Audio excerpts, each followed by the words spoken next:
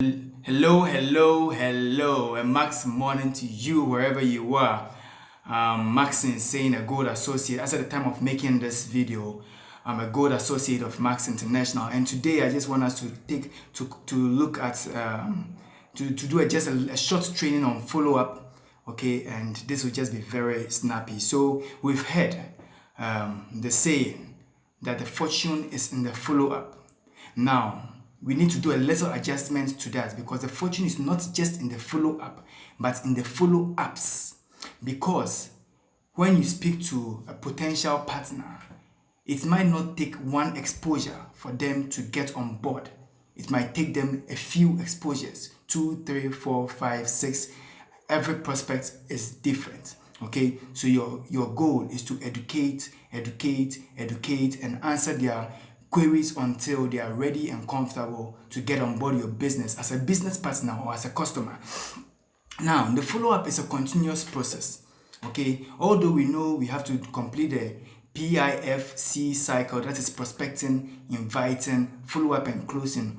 Although we have follow-up after invitation, follow-up in itself is a process that you undergo. Okay, now your follow-up actually begins with your invitation. When you ask somebody to have a look at a tool, be it a video, a document, or a picture that you intend to use as a way of introducing them to the business or the product, okay, that is where your follow-up begins, because as soon as you share, or before you even share your tool with them, you would like to know when they will be open to give you a feedback for sure. And using the word for sure sends something extra into the potential partner's mind that they need to actually let you know when they could give you feedback. Now, once you agree on that time, you go into your calendar and you log it. Now, follow-up is doing what you said you would do. So if you told or agreed with a person to check up on them at a particular time, date, and day, your follow-up begins with you going to check up on the person.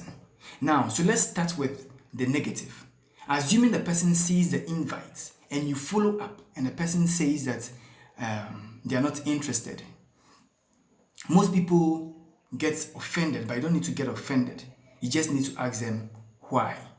Okay, just tell them you'll be curious to know why, so that you could just keep it for the record and use it for future references. And the person might tell you this, that. Now, at this point in time, this would require how to handle rejection, but I'm not going to handle rejection here. But you just need to remember, you need to ask why when they say no. Would it be okay to know why? Would it be okay to know why? Because the next time you follow up on them, now the fact that they said no doesn't mean not forever. It means that not now. So once they said no and you know why, you know what to follow up on. Now, if you check up on them and they have not watched the video, this is what you have to do. You still have to follow up on them and just send them a message and say you noticed they have gone silent on the video or tool you sent them.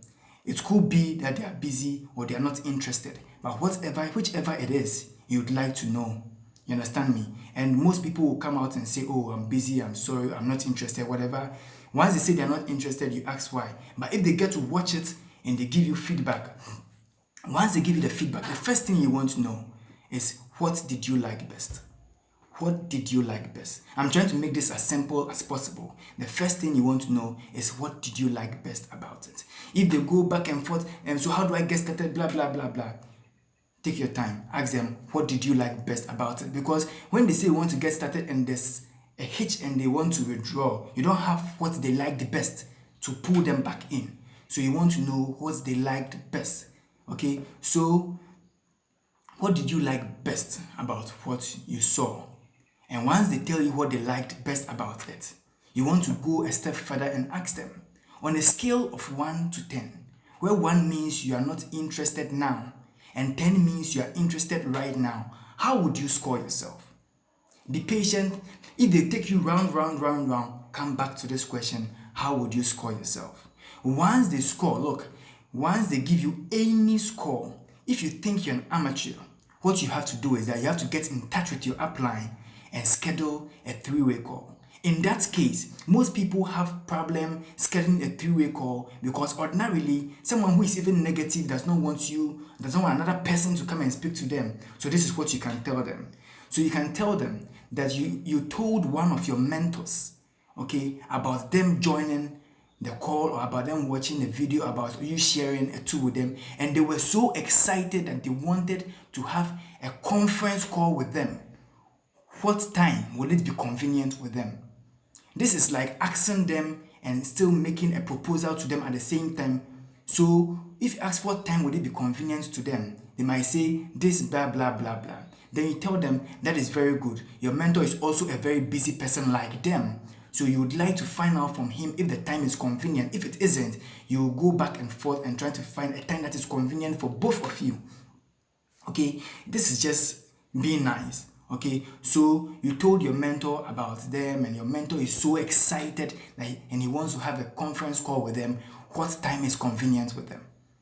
Okay, that is how you schedule a three-way call. Then you feed your mentor what they liked best and the scale of 1 to 10. Okay, now if you want to handle this by yourself a little further, you can ask them. When they say on a scale of 1 to 10, and maybe they said 2, they said 3, they said 4, they said 5, ask them what would it take to move them from that number to 8. Okay, what will it take to move them from that number to 8? And probably they'll give you another rejection. If they give you another rejection, there's a video that discusses how to handle rejection. Then you handle it and bring them back up to the number, probably answer a few questions, or you feed that to your mentor so that when your mentor is speaking to them, he knows where exactly to hit.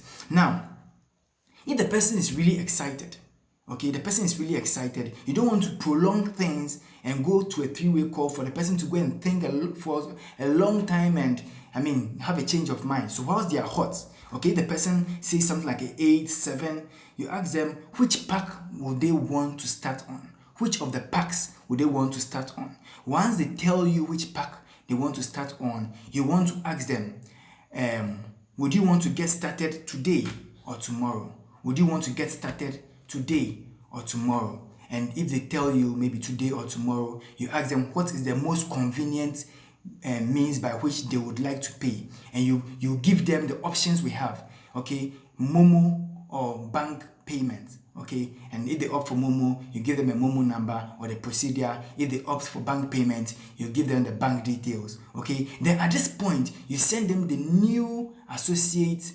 the details required for registering a new associate. So tell them that whilst they are at it, they should fill this and send it to you so that you start setting them up.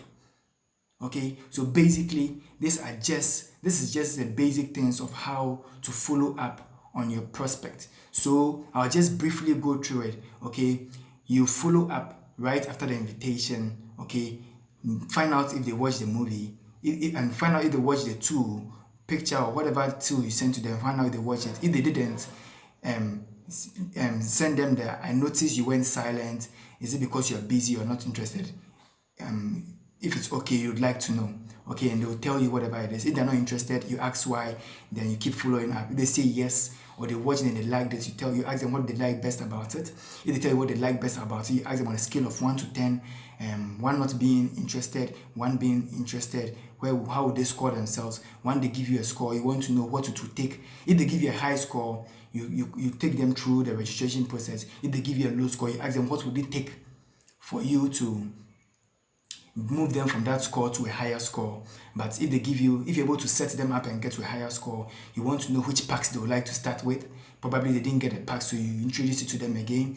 Then you ask them how and when would they like to start, today or tomorrow. Okay, and they give you a time, today or tomorrow, and you ask them which mode of payment will be convenient for them. You ask them if it's Momo or if it's a bank payment. You show them how they go about it. Then you take the details required for registering a new associate or a new customer. But yes, then you still have to let them understand that your mentor is really excited about them getting on board this time around, about them getting on board, and he wants to have a conference call with them, when will it be convenient with them? So basically, I know this video went almost to 10 minutes, but I hope it gives you some value on how to follow up. Have an amazing day. If you have any issues, feel free, reach back and let me know, and I'll help you out. Thank you very much. God bless you. Cheers.